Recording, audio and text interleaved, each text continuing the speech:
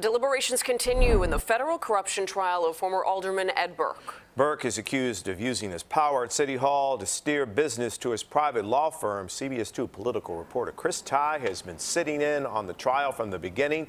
He joins us live from the Dirksen Federal Courthouse. Chris, we understand one of the three men on trial here has been hospitalized.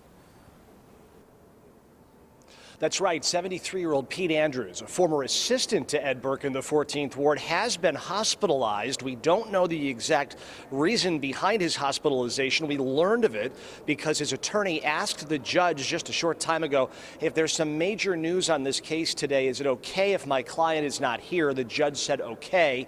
We should note Andrews' legal fees are being paid for by his old boss, Ed Burke. We'll keep an eye on that, of course, and let you know if anything changes on his condition, Jim and Marie. So, Chris, 9 hours roughly into deliberations right now. What sort of signals are we seeing from the jury at this point?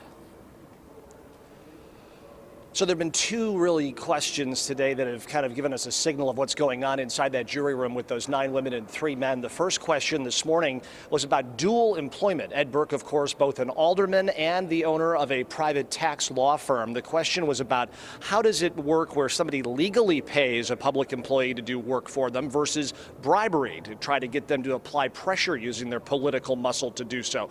The second question was about Amtrak and whether employees at Amtrak are public employees. Of course, Amtrak fits into this whole complicated puzzle because Amtrak train lines run underneath the old post office, and Burke is charged with using his political muscle to sort of get some things green lit more quickly for developers of the old post office.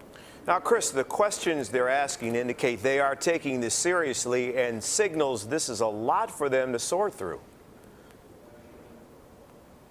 Yeah, I mean, you have a lot to go through, Jim and Marie. As we've indicated, over 300 pages of jury instructions. You have 3 defendants, 4 schemes, over a dozen charges here. They have a lot to work through. What we can maybe decipher here, the first question about dual employment had to do with the Portage Park pole sign, that Benny sign we've talked a lot about. The second question had to do with the old post office. So maybe they are moving their way through these schemes, which may indicate they are moving robustly. But again, it could be later today, it could be later this week, it could be into the new year until we get a verdict in this trial against these 3 defendants. Chris Ty for us at the Dirksen Federal Courthouse. Chris, thank you.